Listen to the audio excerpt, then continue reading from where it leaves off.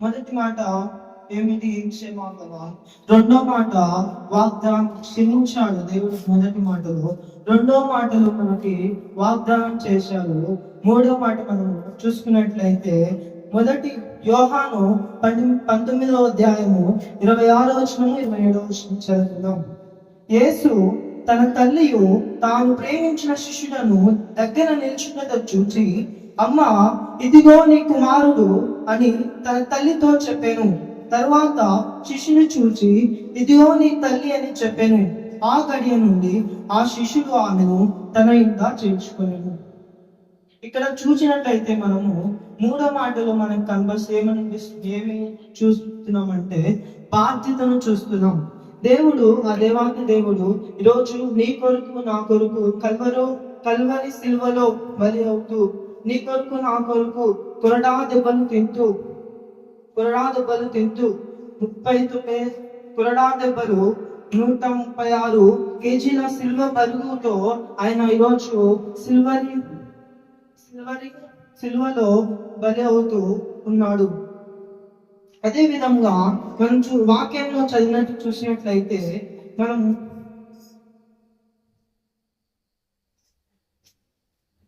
యేసుక్రీస్తు తన బాధ్యతను నెరవేరుస్తున్నాడు.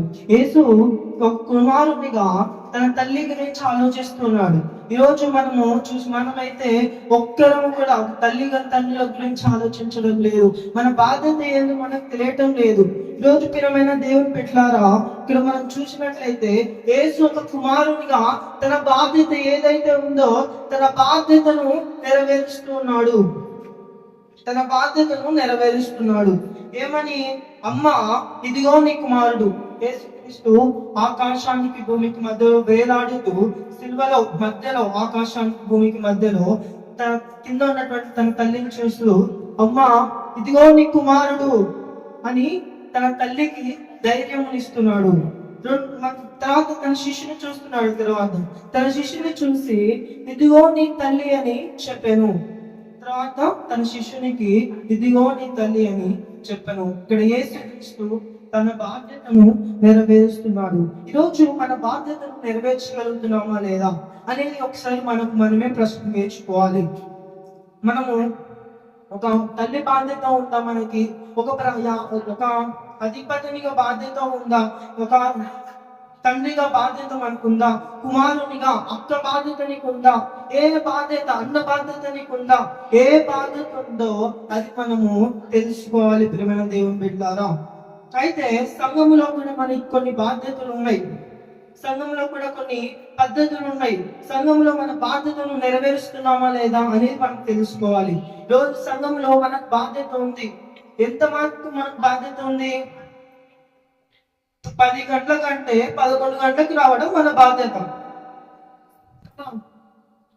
ఆడ ఒక పని ఉందంటే ఆ పని చేయకుండా వాళ్ళు చేసుకుంటారులే అని ఉండడము మన బాధ్యత కదా.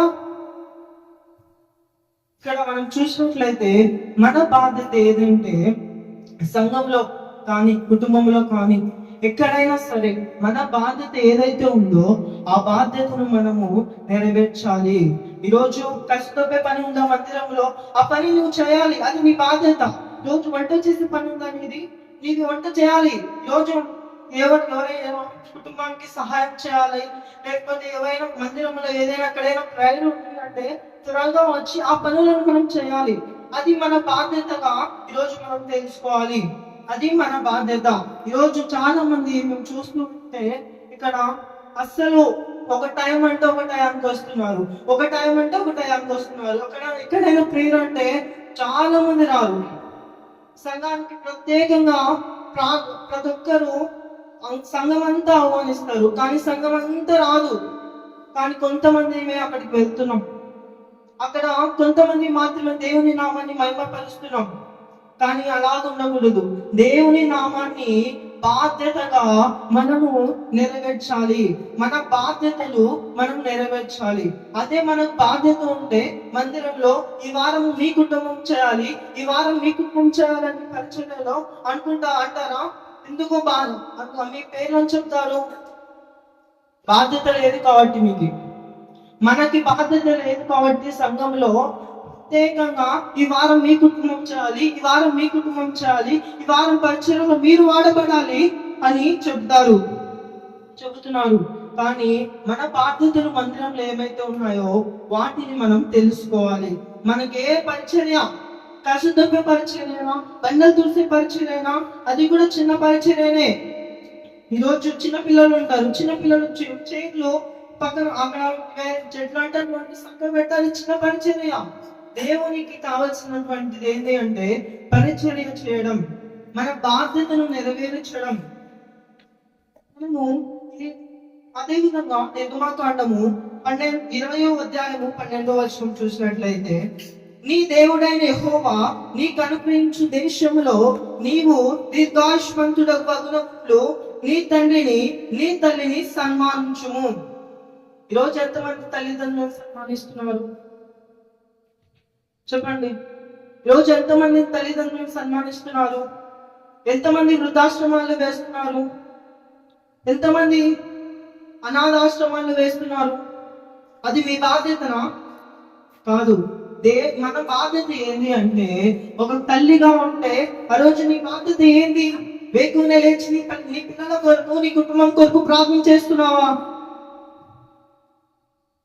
ఈరోజు వేకునే లేచి ప్రార్థన చేస్తారా? ఒక్కరన్నా ప్రతి రోజు ఒక్కరైనా నీ కుటుంబం కొరకు నీ బాధ్యతగా ఒక తల్లిగా నీవు ప్రార్థన చేస్తున్నావా? నీ పిల్లల కొరకు ఒక తండ్రిగా నీ యొక్క కుటుంబంలో ఉన్నటువంటి పరిస్థితులను ఎరుగుతున్నావా? తాగుకుంటూ నీ కుటుంబాన్ని బాధ్యతలను దూరపరుస్తున్నావా? ఒకసారి మనమే తెలుసుకోవాలి. కుటుంబాన్ని పట్టించుకోకుండా, కుటుంబాన్ని ఎటువంటి లేకుండా మనము ఉండకూడదు. కుటుంబంలో ఏం కలిగి ఉండాలి? బాధ్యత కలిగి ఉండాలి. సంఘంలో ఏం కలిగి ఉండాలి? బాధ్యత కలిగి ఉండాలి. అప్పుడు దేవుడు మనల్ని ఆశీర్వదిస్తాడు. యేసుక్రీస్తు కూడా దేవాది దేవుడే తన బాధ్యతను నెరవేరుస్తున్నాడు. యేసు బాధ్యత ఏంటి? తన తల్లిని చూసుకోవడం తన బాధ్యత, ఒక కుమారునిగా. ఈరోజు మనము ఆ బాధ్యతను నెరవేర్చలేకపోతున్నాం. ఈరోజు తల్లిగా ఉన్నావా? నీ బాధ్యత నెరవేర్చలేకపోతున్నావు. ఈరోజు తండ్రిగా కుటుంబానికి యజమానునిగా ఉన్నావా? నీ బాధ్యతను నెరవేర్చలేకపోతున్నావు. ఈరోజు దేవుని వాక్యం నీకోసమే. ఈరోజు దేవుని వాక్యము నీకోసమే. ఈ రోజు నుంచి నీ బాధ్యత ఏదైతే ఉందో ఒక్కసారి మీకు మీరే ఆలోచించండి. నా బాధ్యత ఇది. అది ఒక్క రోజున ప్రార్థన చేస్తున్నారా? దేవుడు బాధ్యతగా కలిగి ప్రార్థన చేస్తున్నారా?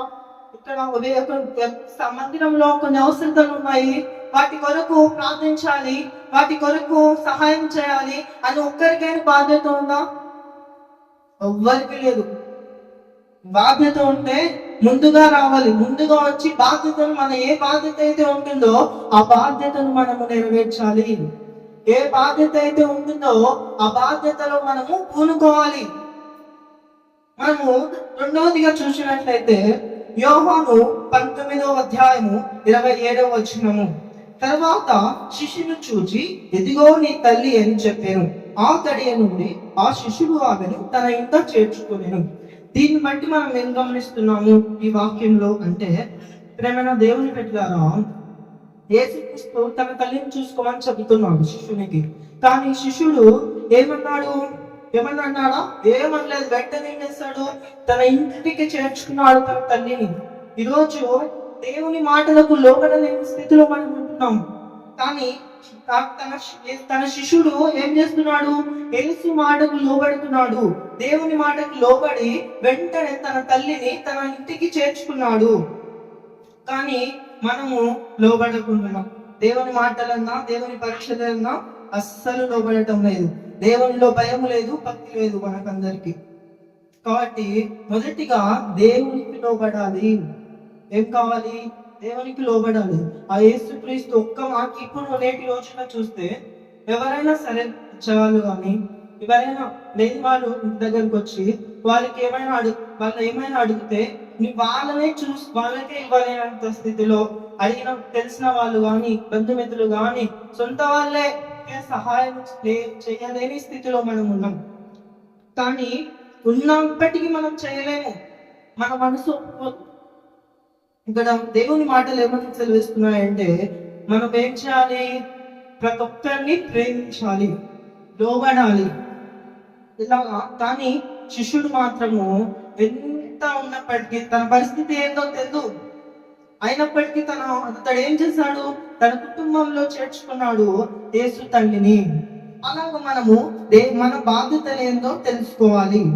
అదే విధంగా లూకా 18వ అధ్యాయము 14వ వచనము, అక్కడ ఏముంటుందంటే, తన్ను తాను హెచ్చించుకొని వాడు తగ్గింపబడుననియు, తన్ను తాను తగ్గించుకొని వాడు హెచ్చించబడుననియు చెప్పాను. ఇక్కడ చూసినట్లయితే మనము తన్ను తాను హెచ్చించుకొని వాడు, తన్ను తాను హెచ్చించుకొని వాడు అంటే మన అతిక్రమములు కానీ, మన చాటును బట్టి కానీ, మన పనిని బట్టి కానీ, మనకున్నటువంటి సంపదను బట్టి కానీ, మనకున్నటువంటి వాటితో మనము కొంతమంది ఏమైతారంటే హెచ్చుగా ఉంటారు. వారి పెద్దగా ఆలోచిస్తుంటారు. అందరినీ ఏం చేస్తారంటే ఈక్వల్ గా చూడాలి వారు. అలా ఉంటారు కొంతమంది. సో వారికి దేవుని వాక్యం ఏమని చెబుతుంది అంటే, తన్ను తాను హెచ్చించుకొని వాడు తగ్గింపబడును. మనం ఎప్పుడైతే తగ్గించబడుతామో, దేవుని మంత్రంలో తగ్గింపబడి ఉంటామో, అప్పుడు దేవుని వాక్యం ఏమని సెలవిస్తుంది? తన్ను తాను తగ్గించుకొని వాడు హెచ్చింపబడునని చెప్పాను. దేవుని మాటలు సెలవిస్తున్నాయి. తర్వాత యాకోబు 4వ అధ్యాయము 7వ వచనం, కాబట్టి దేవునికి లోబడి ఉండుడి, అపవాదిని ఎదురించుడి, అప్పుడు వాడు నీ యొద్ద నుండి పారిపోవును. అపవాది అనగా సాతాను. ఇక్కడ దేవుని మాటలు ఏమని సెలవిస్తున్నాయంటే, దేవునికి ఎందుకు లోబడాలి అనేది కొంతమందికి ప్రశ్న ఉంటుంది. ఆ ప్రశ్నని ఈ రోజు నేను క్లారిఫై చేయాలనుకుంటున్నాను. ఆ ప్రశ్న ఏంటంటే, దేవునికి ఇంతగా మేము ప్రార్థన చేస్తున్నాం, దేవునికి ఇంతగా మేము లోబడుతున్నాం, దేవునికి ఇంతగా మేము వాడబడుతున్నాము, ప్రతి వారం మందిరంలో వెళ్తున్నాం, ప్రతి వారం మందిరంలో ఏదో సహాయం చేస్తున్నాం, ప్రతి వారం మందిరంలో ప్రతిరోజు ప్రార్థన చేసుకుంటాం, కానీ దేవుడు మాకు ఏం సహాయం చేయడం లేదు. ఎందుకు దేవునికి లోబడాలి? ఎవరికైనా వచ్చిన ప్రశ్న? ఎవరికి రాదు మనకి. ఎందుకు ప్రార్థన చేయాలి? దేవునికి ఎందుకు లోబడాలి అంటే, అపవాదిని ఎదురించడానికి మనము దేవునికి లోబడాలి. ఎందుకు లోబడాలి? అపవాదిని ఎదురించడానికి దేవునికి లోబడాలి. దేవునికి లోబడడం అంటే, నీకు నాకు మధ్యవర్తులు ఉన్నటువంటి సేవకునికి సేవకురాలకి లోబడాలి. మొదటిగా దేవునికి లోబడాలి. రెండవదిగా సేవకునికి సేవకురాలకి మనము లోబడి ఉండాలి. వాళ్ళ మాటలన్నా వారికి మనం ఏం కావాలి? లోబడి ఉండాలి. ఏదైనా సరే ఏ మాట చెప్తే ఇది చేయాలంటే మనం చేయాలి. అది వారి మాటలకు విలువ ఇవ్వడం అంటే, వారి మాటలకు లోబడడం అంటే, మొదటిగా దేవునికి లోబడాలి, రెండవదిగా సేవకునికి లోబడాలి. మూడవదిగా తీతుకు 3వ అధ్యాయము 1వ వచనము, అధిపతులకును అధికారులకును లోబడి విధేయులుగా ఉండవలేను. ఇక్కడ దేవుని మాటలు సెలవిస్తున్నాయి. ఏమిటి అంటే, మనము ఎవరికి లోబడాలి? తర్వాత అధిపతులకు లోబడాలి, అధికారులకు లోబడాలి. నీకు ఎక్కడైతే పని ఉందో, ఎక్కడైతే జాబ్ చేస్తున్నావో, అక్కడ అధికారులు ఉంటారు, నీకన్నా పై వాళ్ళు ఉంటారు. అక్కడ ఏం చేయాలి? లోబడి ఉంటాప్పుడు నీ పోస్ట్ పెరుగుతుంది. ఎక్కడికి? పై పోస్ట్ పెరుగుతుంది నీకు. అలాగా దేవునికి లోబడి ఉంటే, అధికారులకు లోబడి ఉంటే మనం ఏమైతుంది?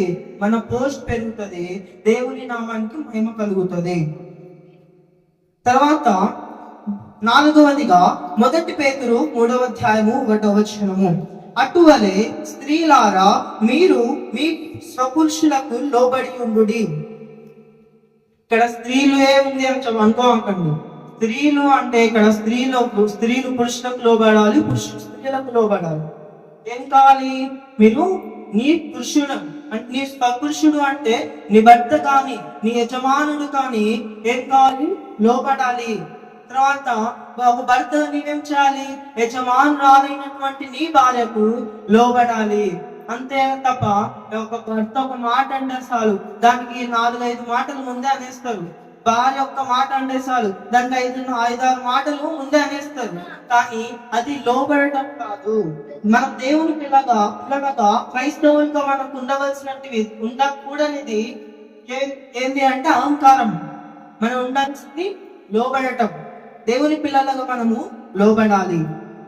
5వదిగా 1 పేతురు 5వ అధ్యాయము 5వ వచనము, చిన్నలారా మీరు పెద్దలకు లోబడి ఉండుడి, మీరందరూ ఎదుటివాని ఎడల దీన మనస్సు అను వస్త్రము ధరించుకొని మిమ్మును అలంకరించుకునుడి. దేవుడు అలంకారులను ఎదురించి దీనులకు కృప అనుగ్రహించును. ఇక్కడ చిన్నలారా అని రాయబడింది. చిన్నలారా అంటే ఏంటి? 1 సంవత్సరం చిన్నే. నువ్వు ఎంత పెద్ద అయినా, ఎంత పెద్ద జాబ్ చేస్తున్నప్పటికీ, ఎంత పెద్ద పని చేసినప్పటికీ, నువ్వు ఎంత పెద్దవాళ్ళ ముందర మనం ఏంటి? చిన్నవారము. కాబట్టి మనకేం చెప్తుంది వాక్యము అంటే, మీరు పెద్దలకు లోబడి ఉండుడి. మనము పెద్దలకి ఎలా లోబడాలి అంటే దీన మనస్సుతో, దీనత్వముతో మనం ఏం కావాలి? పెద్దలకు లోబడాలి. పెద్దలకు మనము లోబడితే అప్పుడు దేవుడు మనల్ని ఏం చేస్తాడు? అహంకారులను ఎదిరించి దీనులకు కృపను ప్రేస్తాడు. అప్పుడు అహంకారులను మనకి ఎవరైతే లేస్తున్నారో, మనకు విరోధంగా లేస్తున్నటువంటి ప్రతి వారిని దేవుడు ఏం చేస్తాడంటే అణచి వేస్తాడు. నీకు ఏ రోగము సమీపించకుండా, ఏ అపవాది దరి చేరకుండా నీకు ఆయన సన్నిధిని తోడుగా ఉంచుతాడు. అదే విధంగా మనము మొదటిగా ఎవరికి లోబడాలి? దేవునికి లోబడాలి. 2వదిగా సేవకునికి, సేవకురాలికి లోబడాలి. 3వదిగా మనం ఎవరికి లోబడాలి? తల్లిదండ్రులకు లోబడాలి. తర్వాత మనము ఇంకా ఎవరికి లోబడాలి? మనము అధికారులకు లోబడాలి. భర్త స్త్రీకి లోబడాలి, భార్య పురుషునికి లోబడాలి. మనము అలాగే లోబడాలి. పిల్లలు ఎవరికి లోబడాలి? పెద్దలకు లోబడాలి. అప్పుడు మనము లోబడి ఉంటే దేవుడు మనల్ని హెచ్చుగా ఉంచుతాడు. అదే విధంగా మనము చూసినట్లయితే యోహాను 19వ అధ్యాయము 26వ వచనం, యేసు తన తల్లియు తాను ప్రేమించిన శిష్యులను దగ్గర నిల్చుట చూచి, అక్కడ ఏమని ఉంది? యేసు తల్లియు అని ఉంది, పక్కన ఏముంది? తాను ప్రేమించిన శిష్యులను. అక్కడ తాను ప్రేమించిన శిష్యుడని అని ఎందుకుంది? తన శిష్యుడని ఉండొచ్చు కదా. ఎందుకుందంటే నేను చెప్తా వినండి. ఇక్కడ తాను ప్రేమించిన శిష్యువు అని ఎందుకుంది అంటే, యేసుక్రీస్తుకి 12 మంది శిష్యులు. ఎంతమంది? 12 మంది శిష్యులు. తర్వాత యేసుక్రీస్తు అనేకులను స్వస్థపరిచి, అనేకులకు దేవుని మాటలు చెప్పి, అనేకులను మార్చిన వారు ఎందరో ఉన్నారు. కానీ ఎంతమంది స్వస్థపరిచిన వారు పోయినారు, దేవుడు స్వార్థ చేసిన వారు పోయినారు, అందరు వెళ్ళారు. 12 మంది శిష్యులు కూడా వెళ్ళారు, ఒక్కరు మాత్రమే మిగిలినారు. అది ఎవరు అంటే యోహాను, తాను ప్రేమించిన శిష్యుడు. యేసుక్రీస్తు ప్రేమించిన శిష్యుడు. అక్కడ మనం ఏం చూడొచ్చు అంటే నమ్మకం చూడొచ్చు. ఎన్ని శ్రమలు వచ్చినప్పటికీ, ఎన్ని ఇబ్బందులు వచ్చినప్పటికీ, సువార్తలో ఎన్ని ఇబ్బందులు వస్తాయో మీకు తెలిసే ఉంటది అనుకుంటా. తెలియకపోతే చెప్తా వినండి. మొదటిగా మనకేమైతే తెలుసా? సేవకులకి మనకు తెలిసే ఉంటది ఎన్ని ఇబ్బందులు వస్తున్నాయో, ఎన్ని బాధలు వస్తున్నాయో సంఘంలో. కానీ ఎన్ని అవమానాలను తట్టుకోవడం ఎవరి తరం కాదు. అవమానాలను ఎదిరించాలి. తర్వాత వారికి ఏముంటదో తెలుసా? ఆత్మల భారం ఉంటది.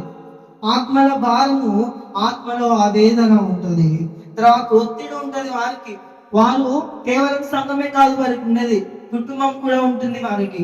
సో ఒక సేవకునిగా తనకి కుటుంబం ఉంటుంది, సంఘం ఉంటుంది, 2 బ్యాలెన్స్ చేయాలి. కానీ ఏ ఫైనాన్షియల్ పరంగా సహాయం చేసేవారు లేరు. తర్వాత తిరుగుబాట్లు అంటే మనం చూసినట్లయితే ఎంతో మంది విరోధంగా లేస్తుంటారు. ఎటువంటి తప్పు చేయకపోయినా మందిరంలోనే తప్పు జరిగింది, మందిరంలోనే పాపం జరుగుతుంది అని ఎంతో మంది ఏం చేస్తూ ఉంటారు? తిరుగుబాటులు అంటే వారికి ఒత్తిడి చేస్తూ ఉంటారు. తర్వాత నమ్మక ద్రోహం. ఈరోజు నేను చెప్పేదే ఈ అంశం ఏమంటే నమ్మక ద్రోహం చేస్తుంటారు సేవకులకి. అసలు ఎంత నమ్మకం పెట్టుకుంటే అంత నమ్మకంని ఒక్కటేసారిగా తీసేస్తారు అనమాట.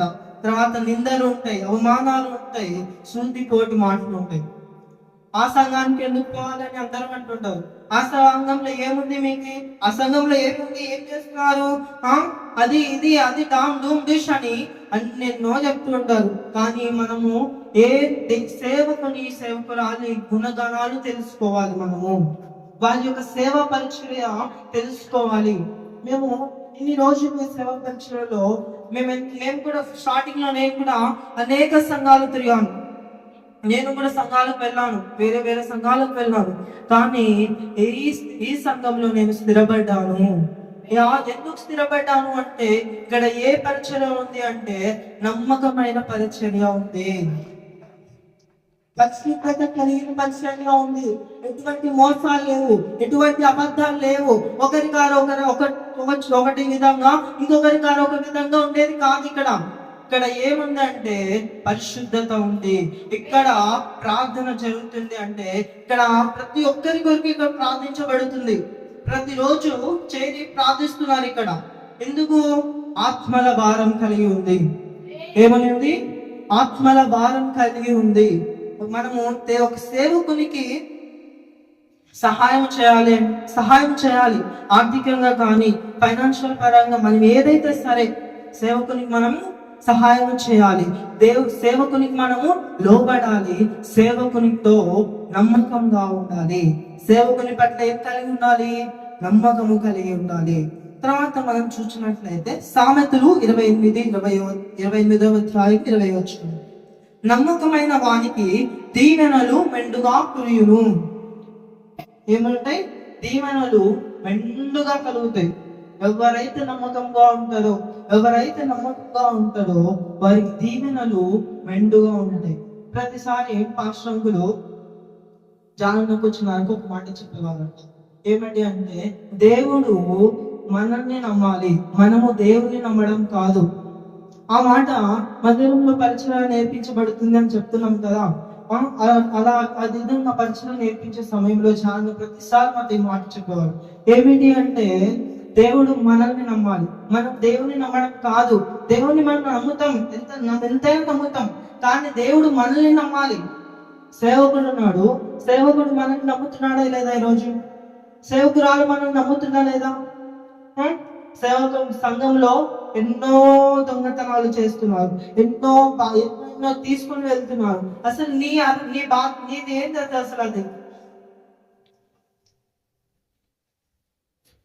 కాబట్టి నమ్మకమైన వానికి దీవెనలు మెండుగా కురియును. ఎవరైతే నమ్మకంగా ఉంటారో వారికి దీవెనలు మెండుగా కురుస్తాయి. తర్వాత ఇంకొక మాట చూపిస్తాను. ప్రకటన 2వ అధ్యాయము 10వ వచనము, ఇదిగో మీరు శోధింపబడినట్లు అపవాది మీలో కొందరిని చెరలో వేయింపబోచున్నాడు. 10 దినములు శ్రమ కలుగును, మరణము వరకు నమ్మకంగా ఉండము, నేను నీకు జీవ కిరీటం ఇచ్చేదను. ఏం కావాలి మనము? మరణము వరకు, మనం ప్రాణం ఉన్నంత వరకు ఏం కలిగి ఉండాలి? నమ్మకము కలిగి ఉండాలి. మనల్ని నమ్మకంని పోగొట్టుకోవద్దు. నమ్మకాన్ని సంపాదించాలంటే చాలా టైం పడుతుంది, కానీ నమ్మకాన్ని ఒక్కసారి కాపాడుకోవడానికి చాలా టైం పడుతుంది. నమ్మకాన్ని ఒక్కసారి వదులుకోవాలంటే వెంటనే వదులుకోవచ్చు, ఒక్క క్షణంలో వదులుకోవచ్చు నమ్మకాన్ని. కాబట్టి నమ్మకం కోల్పోకూడదు. అదేవిధంగా లూకా 16వ అధ్యాయము 10వ వచనము, మిక్కిలి కొంచెములో నమ్మకంగా ఉండువాడు ఎక్కువలోనూ నమ్మకంగా ఉండును. మిక్కిలి కొంచెములో అన్యాయంగా ఉండువాడు ఎక్కువలోనూ అన్యాయంగా ఉండును. ఇక్కడ చూసినట్లయితే కొంచెంలో నమ్మకంగా నువ్వు సంఘంలో కానీ కుటుంబంలో కానీ నువ్వు చేసే పని దగ్గర కానీ ఎక్కడైనా సరే కొంచెంలో నమ్మకంగా ఉన్నావు అనుకో, నీ నమ్మకత్వాన్ని చూసి నీ యొక్క బాధ్యతను నువ్వు లోబడి తత్వాన్ని చూసి ఏమైతుంది అంటే దేవుడు ఎక్కువ అనుగ్రహిస్తాడు, దేవుడు ఆశీర్వదిస్తాడు. దేవుడు ఒక్కసారి ఆశీర్వదిస్తే ఆయన ఆశీర్వాదాలు ఆపడము ఎవరి తరము కాదు.